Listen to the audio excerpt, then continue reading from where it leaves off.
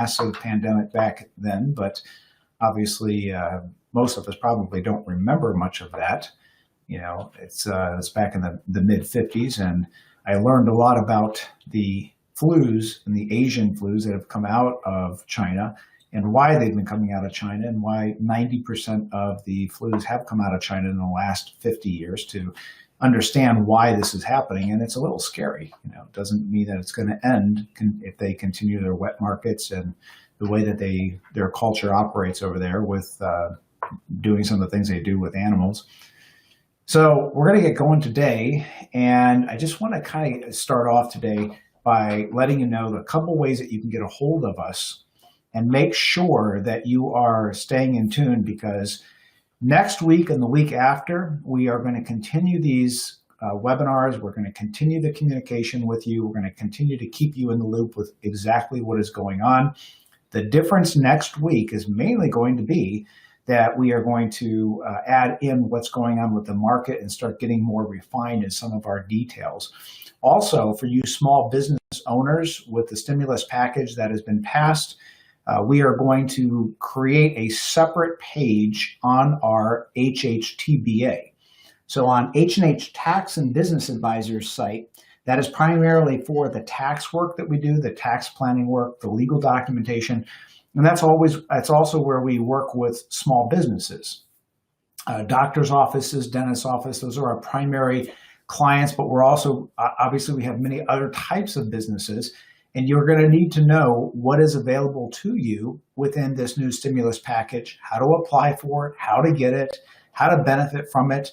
And again, there are going to be a lot of opportunities within this stimulus package. So there are going to be loans up to 2.5 times what your annual payroll is, and we can help work through.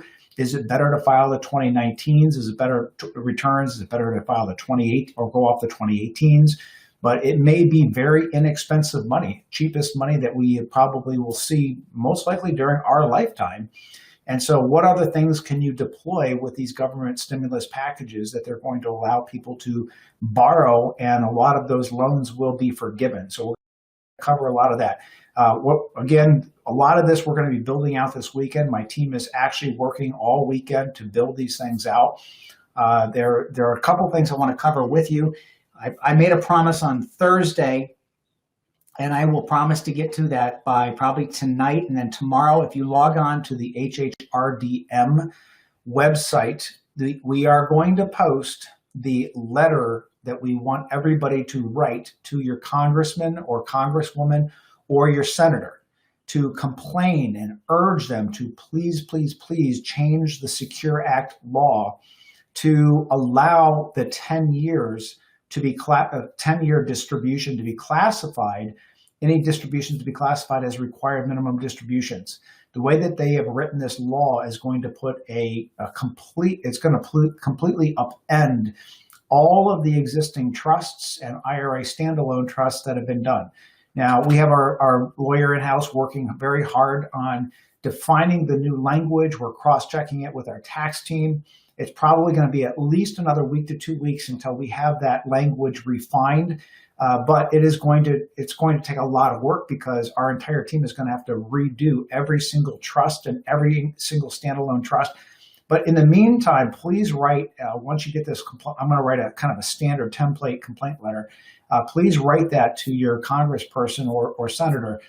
Who knows? I mean, maybe little old us can get somebody to listen to make a change in that law.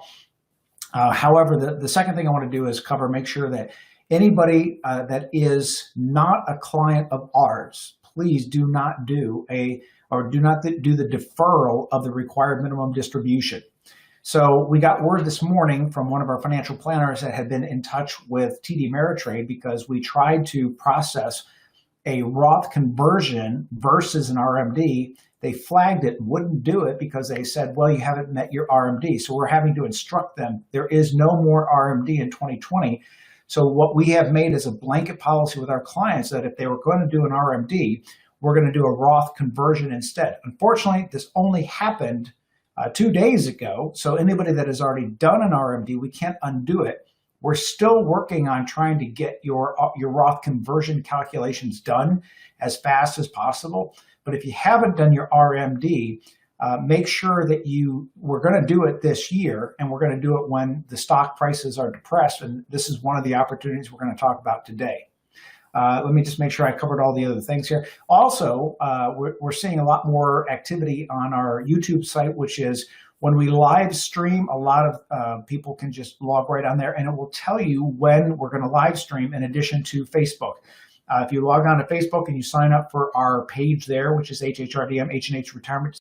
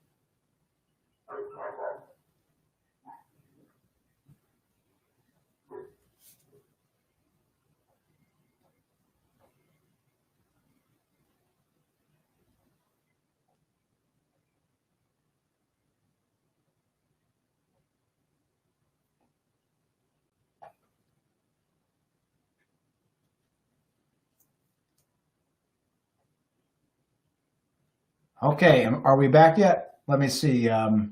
Looks like we got off. Daniel, can you give me?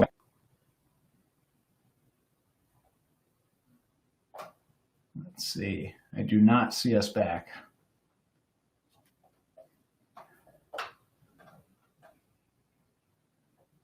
All right. Hey, there we go.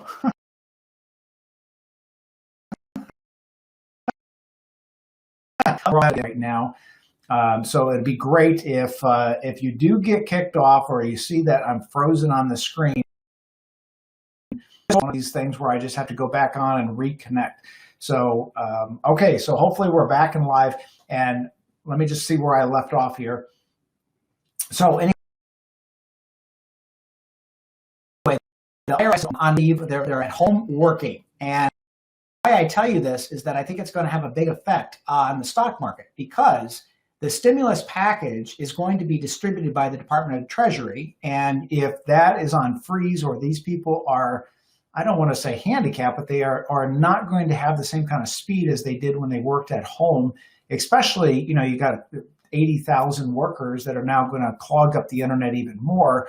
So I can foresee even a lot more volatility in the stock market as the hedge funds and institutions start playing their games, especially because that stimulus package is going to take a little bit longer than what we expected, especially with this morning's news, about the IRS being sent home. Okay, so let's get into today's discussion on what we can learn about the 1929 crash and some of the similarities in the 2001 and 2008 crash.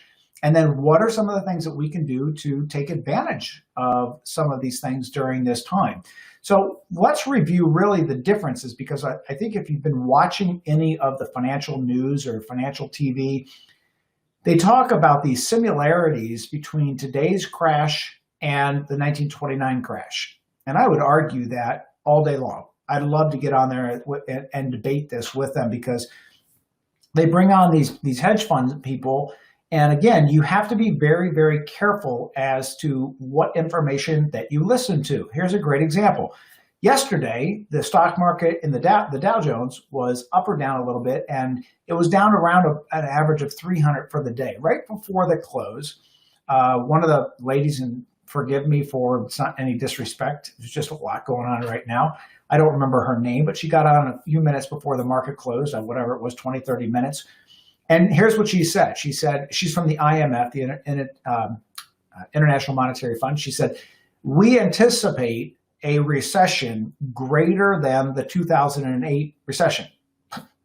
Hello. I mean, businesses did not close all around the world in 2008. This was an immediate, like within 7-day shutdown. The 2008 took a lot longer for that to trickle down. Of course, it's going to have a repercussion, but what most people do is they freak out, and then the institutions are playing that game, because what will happen is that kind of bad news comes out. The institutions know that the world will now be worrying over the weekend. So the institutions sell. The market's going to go down. Watch what will happen on Monday. The market will absolutely freak out. It'll go down. And then the hedge funds and the institutional funds will be sitting right there on the doorstep waiting to pick it up again when the whole world is freaking out because this one woman had this one statement. You got to step back and look at this from the outside. It's not the world is crumbling. It's the institutions are still manipulating the market. This is going to go into today's discussion of what happened in the 1929 crash. Now, the differences are this. In 1929, you had 10 years of the 1920s when there was just this giant boom. Now, what differs between then and now? Well, then there was basically two industries, agriculture and heavy industry. We didn't have healthcare. We didn't have pharmaceuticals. We didn't have technology. Our country was very non-diversified at that point. A lot of the loans that the banks were making were propped up on artificial value. That will remind you a lot of 2008. So companies there was no SEC back then. There was no financial regulation. People just freely traded stocks. And so you could be an insider trading. You could go around to all your people you know and slip a little secret in. Hey, I think this stock is going to quadruple. You buy it. Everybody gets on fire. They buy it and you dump it, otherwise known as pump and dump. You pump it up and you dump it before everybody else gets it. Now, not to say that doesn't go on in a small way today, but it's more of the large institutions and media now, or large institutions and hedge funds use media to create confidence or ill confidence as opposed to actually spreading false realities. Now, I think it's Altman, this guy's named Bob Altman. He is now his feet are being held to the fire because he came out publicly about a week ago and said, I feel like the whole world is going to come to an end. He actually said he foresees hell coming. And he said that the stock market can go to certain stocks in the stock market can go to zero, primarily Hilton, he stated. He said that they should shut down the entire country. The market moved down 4% by his national media statement. And you know what he did? He had all the markets shorted. He had invested $27 million. And because the market moved down 4%, he made $2.5 billion on $27 million. You know what he did then? He sold it. And then what did he do? He bought in the market on a bull. He bought in because then when he took all that money and he started buying in and he said, now I'm buying Hilton. He said days before he thought Hilton was going to go to zero. Then why did he buy it? So now it soars up. This game will continue. This is how you have to step back and understand how to win during these times. So in 1929, we had artificial values. We had stocks back then that were they were selling at 4,000 times their intrinsic value. They had PEs in the thousands because there was no media like we have today to say what were the earnings. There was no accounting or auditing that were done on the companies to say, here's what you're paying your officers, here's what your benefits are, here's what your pension is, here's what you're paying in a dividend. You just didn't have this kind of communication back then. What it was more of gambling. And so when you take a stock market in 1929, the reason I'm disputing these things that these people are putting on TV is you got to step back and really look at the science of it. I saw one guy yesterday on Fox. He said, well, this is going to be a lot like the 1929 stock market because when that crashed, it took 20 years to come back. But let's look at a fact here. 1929, October, is when the stock market actually crashed. It actually came back around 1933 to 1934 with World War II because we needed to do what? Ramp up. Now, there was a lot of production back in the market when Roosevelt at that time gave his stimulus to the country. There was a lot, but how do you recover? And you can't put the same criteria on 1929 when you have something, a stock that is selling at 400 price to earnings, and today you might have had a stock that was selling at 18 to 19 to 20 price to earnings, and it goes down, you can't say it's going to take us 15 years to recover. That's absolutely ridiculous, because we already had a fairly valued market. Back then, it was ridiculous. There was just no, it was like a lot like 2008, right? It was a lot like 2009, or I'm sorry, 1999 with the tech market. So let's step back and not relate today to 1929 and the time to recover. However, what can we actually take away from 1929? What we can take away is who made money? How did they make money? What did they take advantage of in 1929 versus today? So let's take a look at a couple of the things that I'm going to suggest that you do. So first, let's talk about defense, and then we're going to talk about offense. So on a defensive note, am I suggesting that you go to cash? No, please do not do that. Am I suggesting you run out and buy annuities? No, do not do that. Am I suggesting by any means you run out and buy gold? That would be one of the worst decisions I believe that you would ever make. However, what I am suggesting is that you rebalance portfolios over a period of time. Now, if you're our client, we're already doing that for you. I also suggest on a defensive strategy that here's a couple things that you can do to set yourself up. These are things that we learned in 2001. These are things that we relearned in 2008. And these have been very, very productive if you do them now. So let me go through a small little checklist. So one of the things that you can do is try to reduce certain expenses in certain areas. Now, there's certain expenses that I'm going to suggest that you reduce, and then there's certain expenses I'm going to suggest don't try to reduce because I think it'll hurt you more than help you.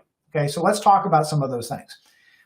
One of those things is health insurance. Now, I'm not suggesting by any means you get rid of your health insurance or you reduce the amount of coverage that you actually have. But can you buy something? Can you actually increase your deductible and then buy some type of short-term or catastrophic care? Because that may actually reduce your cost and it may actually reduce any of the risk that you have in case you need medical care, especially with this virus. Number two is reduce auto and homeowners insurance. Now, here's how you do that. You look at your coverages. First, go online, start shopping around. Also, if you have sizable assets, why are you sitting there with a $250 or a $500 deductible? I have people come in and they'll have $1 million in assets and they're holding a $100 deductible on their auto insurance.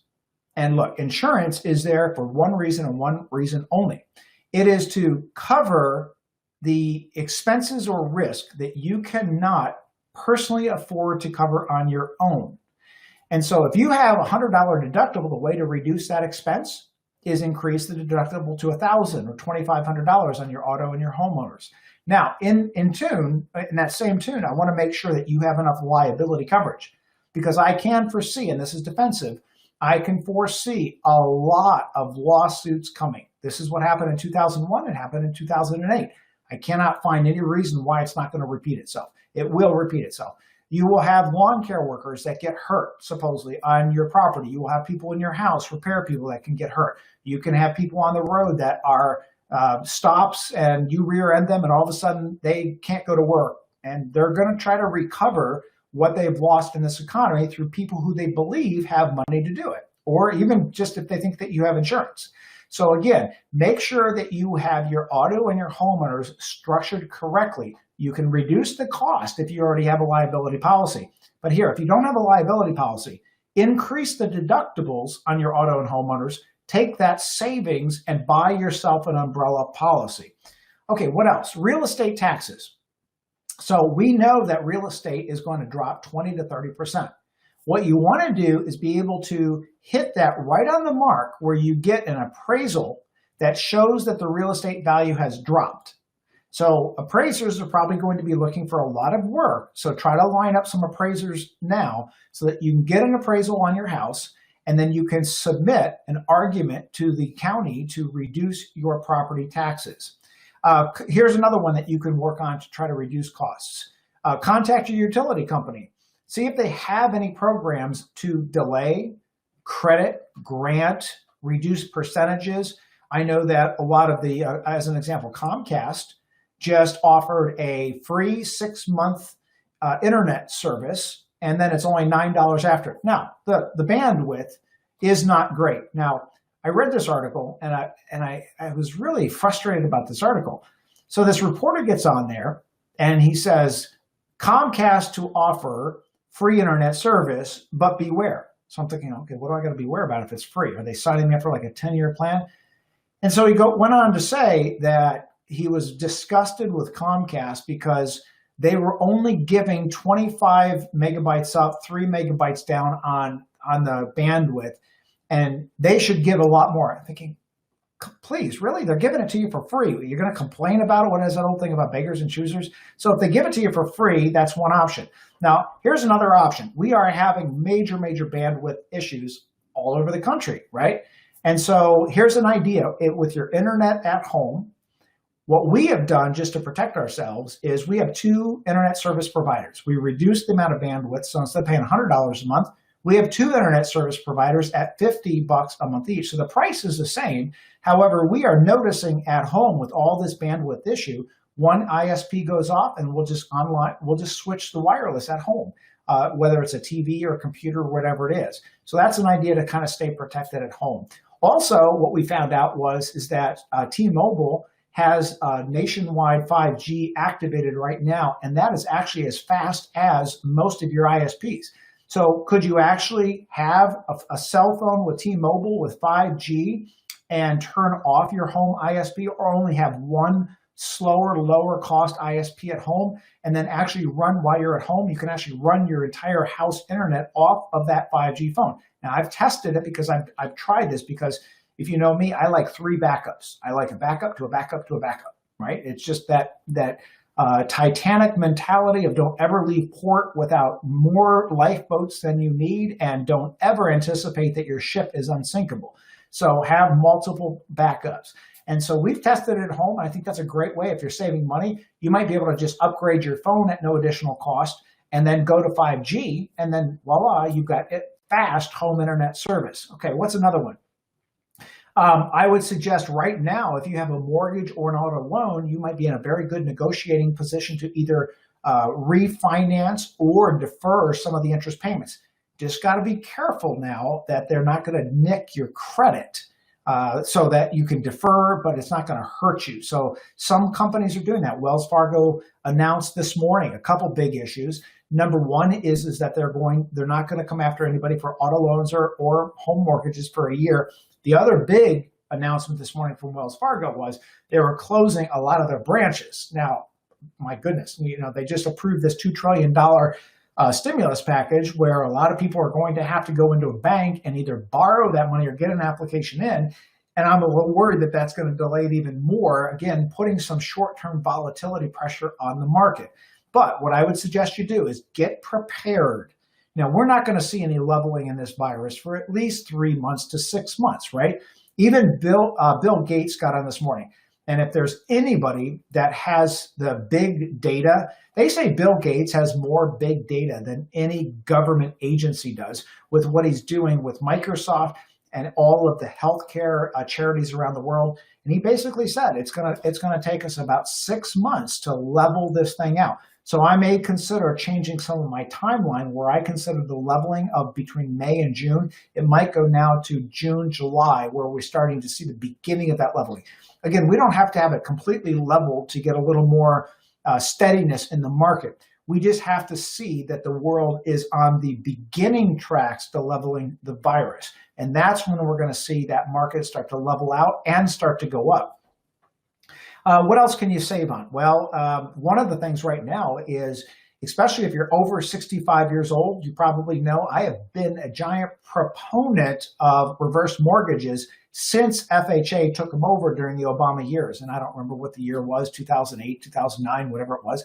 But, reverse mortgages were very dangerous prior to the FHA takeover of them, because you had to really know the fine print, and people could come in and take your houses under the right conditions. Now, under FHA, they're very safe, very low interest. And I feel that right now, if you have some of these offensive ideas now is a really good time to look at a reverse mortgage. I can't recommend any brokers or any companies. You have to go online. You have to research them yourself. If you're a client of ours, when we get out of this initial tax and RMD and trust change, we're going to be reviewing all of these options. I think we have about 30 days to 45 days before we start to see any movement. So we have a little bit of time there. But I would try to research the reverse mortgages. If you find one that is good for you, then get your application in. What else? Get your application in for a regular mortgage. Why? Well, a regular mortgage, you might be able to refinance, get it down, but there's about a 3 to 5 week period of time that you're going to have to wait in order to get an approval on a mortgage. Now, what would you want to get a mortgage for? Well, let's say that you're going to buy some rental properties, you're going to buy some investment properties. When these real estate prices just go to rock bottom, then you want to be prepared, because here's how it works. There are going to be those fast and frenzy buyers. And we saw that in 2001, we saw it in 2008. They know when to take advantage of these opportunities. You have to be ready, meaning that if you show up at a foreclosure auction and you show up at a tax lien auction, or you show up at a deed in lieu of foreclosure auction or a negotiation, you got to be ready to be able to take that cash and get that good investment at that time. So it takes a little bit of pre-planning right now. So let me tell you who I don't think you should negotiate with. And again, this comes from lessons from past crashes, I guess is what we're going to call it. So don't negotiate with service providers, because what you're going to find, if you try to beat them up for price, you're going to get reduced services. You're going to be pushed to the back of the line. And what am I talking about? I'm talking about especially handymen for your house, repair people for your house. Now, if you need a new air conditioner, now is a great time to start negotiating for an air conditioner. You need something done with your house, you can negotiate on the materials. Just do not try to negotiate on the labor, because what will happen is you're going to sign a contract to get your air conditioner done, and you're going to be waiting 9 months to 10 months because everybody else is willing to pay top dollar. So what I learned in these past recessions is negotiate on things like your car loans. If you're going to buy a car, oh my gosh, when is the time to buy a car? So right now, if you've got a car that's got some mileage on it, you want to trade in your car, now is going to be one of the best times that you can negotiate on a new car. And we'll get to car leasing in a minute so I can explain the differences between car leasing. And I know some of you that tried to join me in that live stream, the whole internet went down. I kept trying to get back on to explain the back end of the car leasing, and unfortunately I got kicked out. So I'll make sure if the internet stays with us today, hopefully I can continue that. So on the car leases, or going back to the service providers, on the service providers, don't try to negotiate. What am I talking about? Don't try to go to the doctor. If the doctor is there, here's what I would suggest right now. Don't ask them to process. If you go to a doctor, don't ask them to process insurance. Why? Because that is the longest way for a doctor to get paid, and they take the biggest haircut on it. So what you want to do is go in and just say, cash pay, give me a receipt. And then you negotiate with the insurance company. You try to get your reimbursement or apply it towards your deductible. Look, if you go into the doctor's office and you say, here's my insurance card, they're going to now apply let's say it's a $500 bill and you got a $10,000 deductible. You're not going to get it covered anyway. So all the doctor's office is doing for you is they're being super nice. And what they're doing is simply submitting that to your insurance company. Well, you can do the same thing and get it applied towards your deductible. So take that off of your doctor's back. Go in there and offer them a cash price, because you'll move to the front of the line. If you've got a dentist, same thing. Don't try to apply towards your deductible. Give them the cash right then, right there. A couple things will happen. One, that doctor, that dentist is going to put you at the front of the line, and they're going to appreciate you so much more, because it may take them 6 weeks, 8 weeks, 12 weeks to get reimbursed by the insurance company if it's covered. And sometimes they don't even get reimbursed because the insurance companies under these conditions are just locked up. We have one client that has a medical office, and she literally had to threaten the insurance company with a lawsuit, get a lawyer on the phone, because they're not paying. And so you can help the doctor, you can help that dentist. So don't try to negotiate with those service providers. These are all small business owners. They are literally living month to month to month with their payroll and their expenses. You can move to the front of the line. Negotiate with the large companies like the car dealerships, like the loan companies, the mortgage companies, the utility companies, the internet companies. Those are the companies that you're going to get the best deal on. And the bottom line is this, right? Who has ever been moved to the front of the line anyway? Don't you love the cable company? Yeah, I have my cable, my internet is out. Okay, we'll show up between 9 and 4. So wait a minute. What is this, the 1800s? Do you think I just sit here at home? Well, I guess I do now, right? You can't get them now. You can't even get them to come to the house now. So again, these are large companies, and you're not going to move to the line, whether the front of the line, whether you negotiate or not. So these are some of the defensive things. Let's talk about this auto and what you can do. And these are the lessons that we learned from the 1929, the 2001, the 2008. When you look back and you look at what some of the maneuvers are that people like J. Paul Getty did and how he rearranged his finances back then, and what these companies that he was creating into tax-exempt companies. Why? It was a defensive move to save on taxes. The taxes he could take and redeploy those into offensive moves. And I'm going to talk about the offensive moves in just a minute. But the goal is take a look at where can you reassign or redeploy expenses that you can negotiate down without losing services and without getting pushed to the back of the line. Okay, so let's talk about autos and auto leases. So last night I said I got caught off, but let me give you the real deal on auto leases. Why do I like auto leases? Number one, you put all the risk on the auto company and leasing company. Let me give an example why. So let's go back to 2008. So 2008, the whole market, well, even 2001, this is actually where it started. So 2001, no one was buying anything, right? I mean, the terrorists ran the planes into the Twin Towers. The Pentagon was attacked.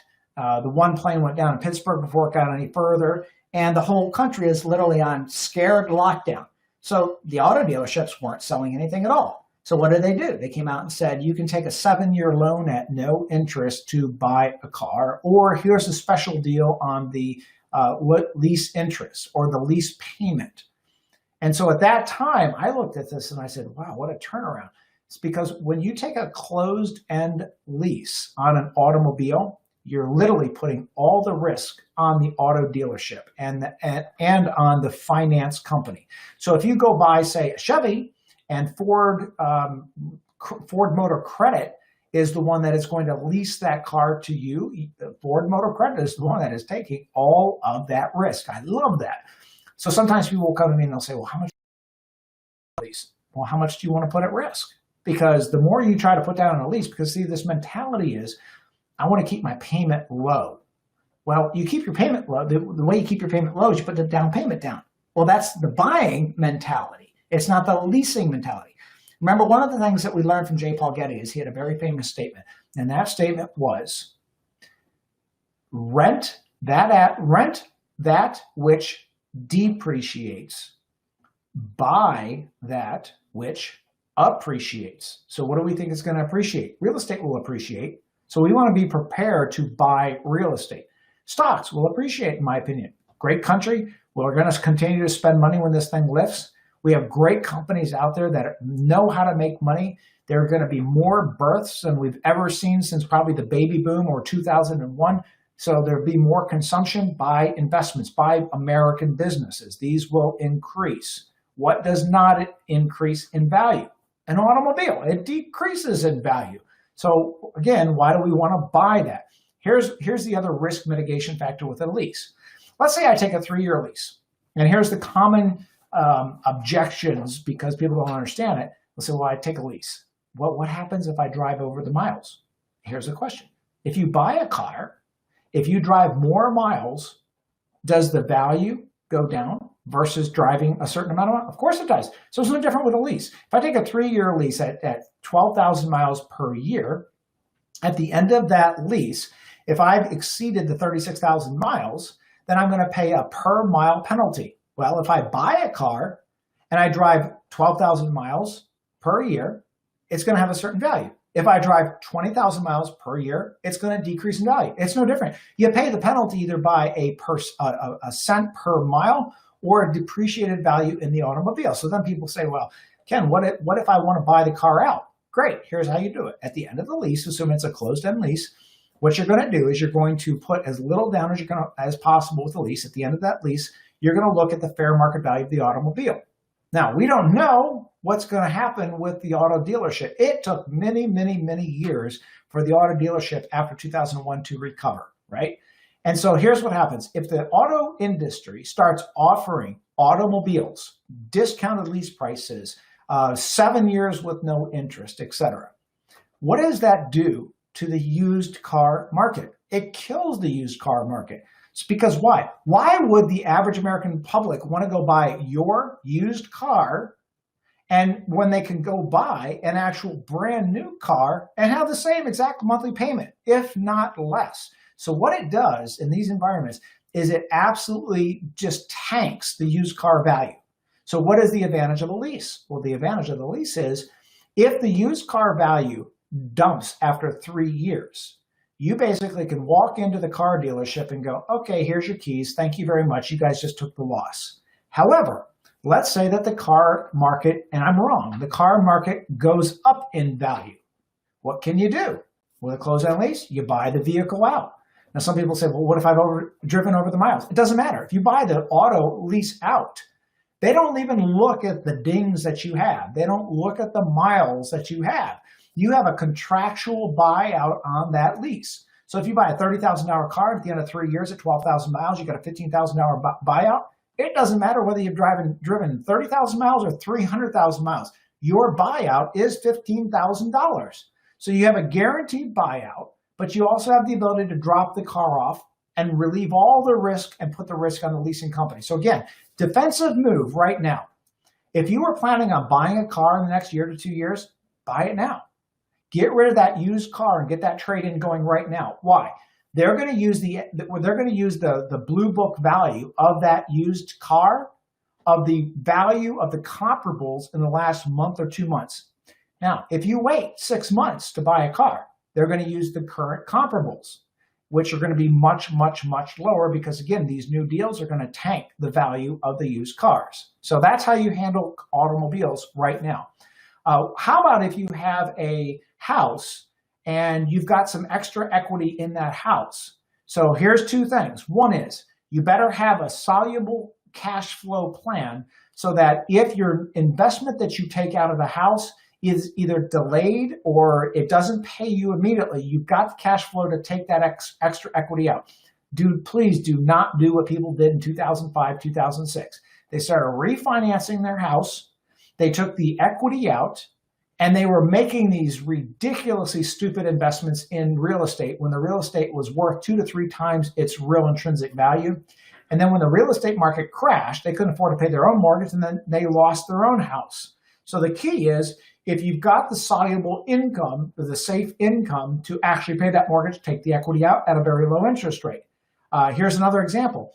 We know that you'll be able to take out if you own a business, you'll be able to take out 2.5 times what your annual payroll was, up to $10 million.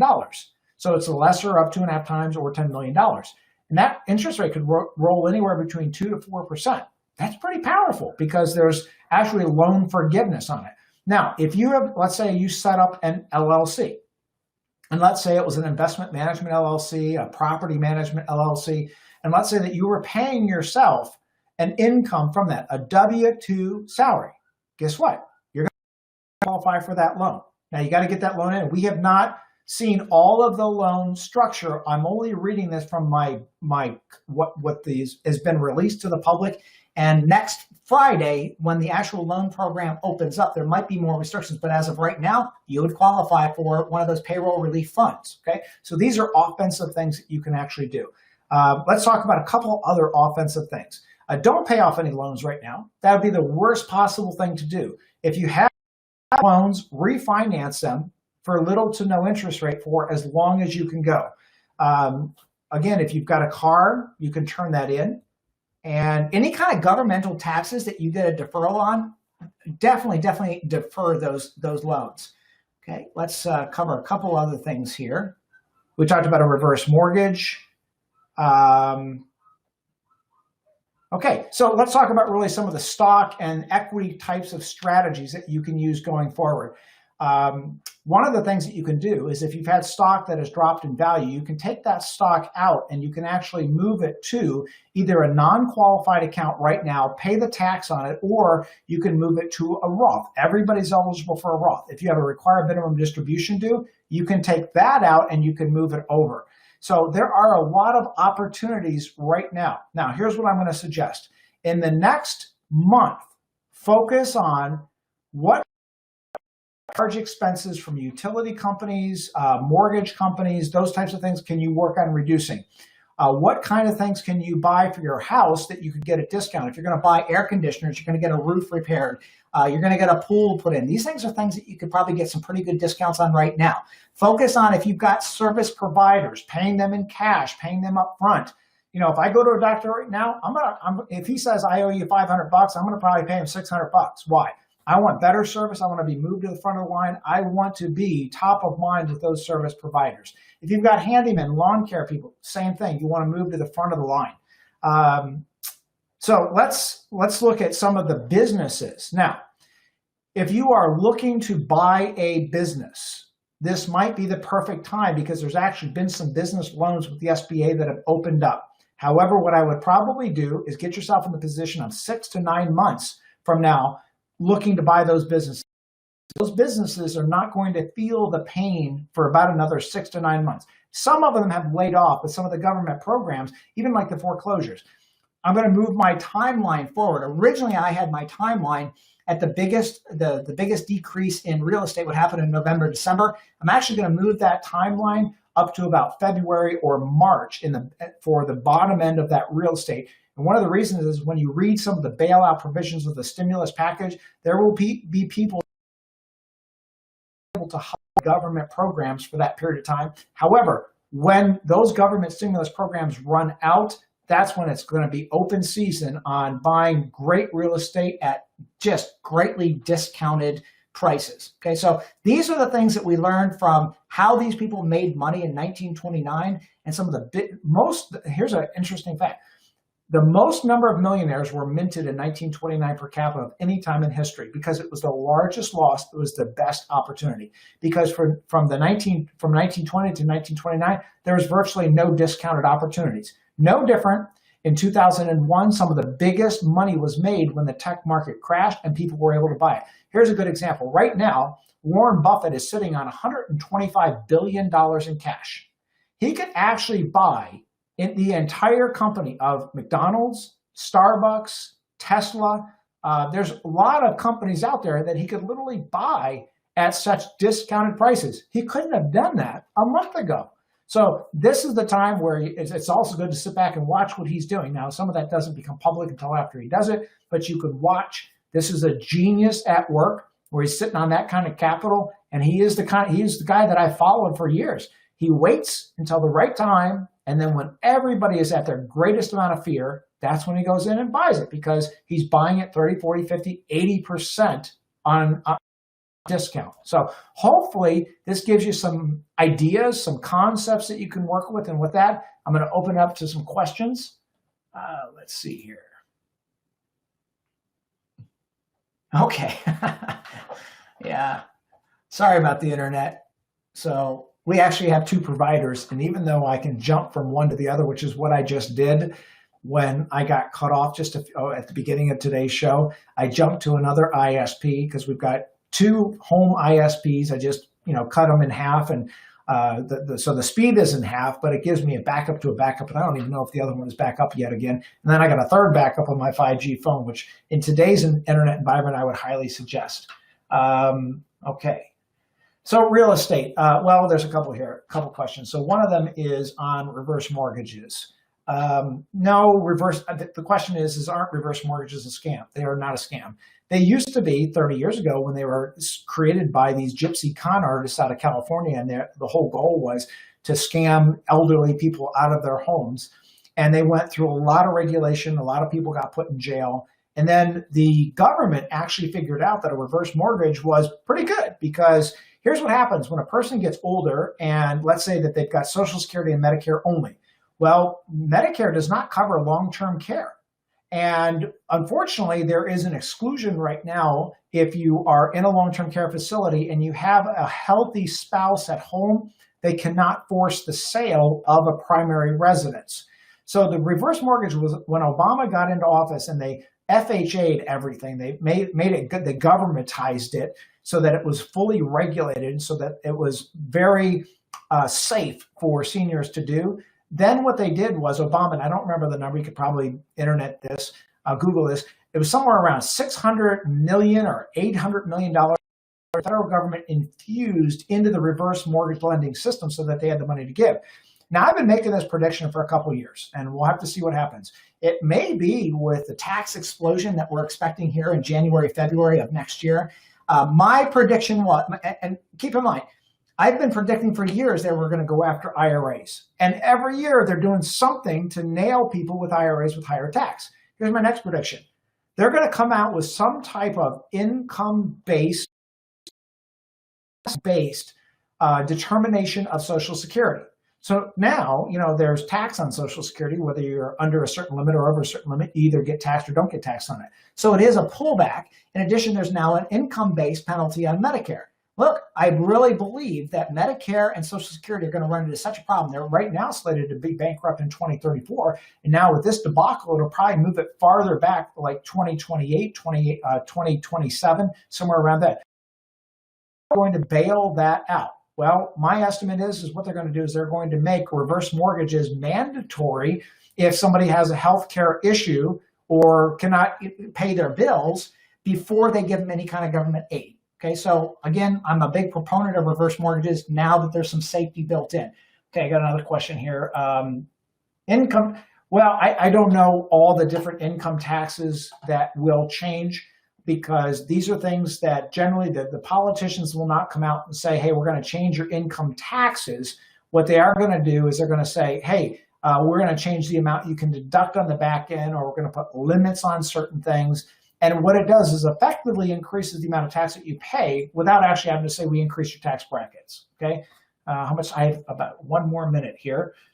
Let me pick one of the juiciest questions here. All right, here's a question. Yeah, today's the weekend, so I'm wearing a golf shirt. Sorry.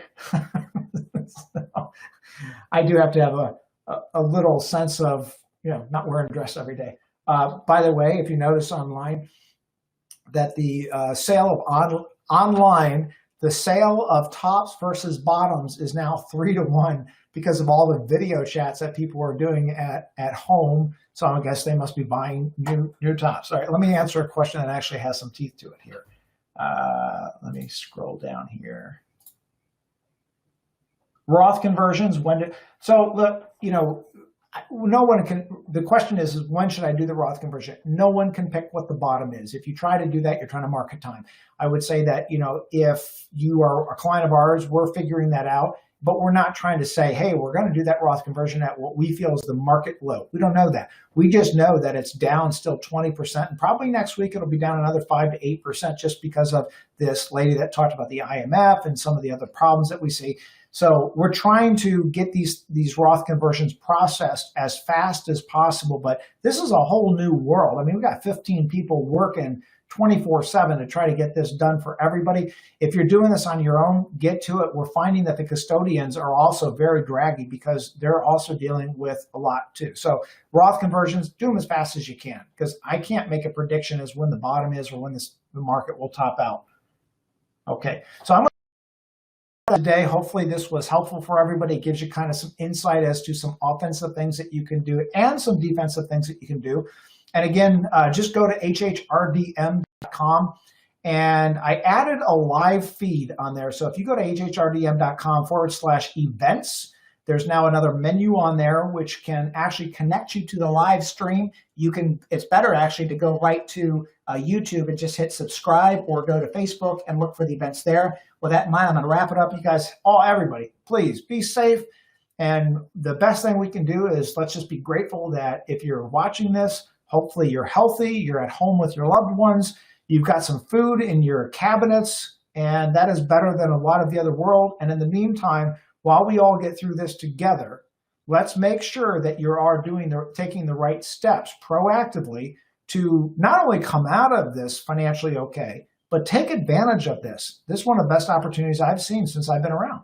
Have a great day.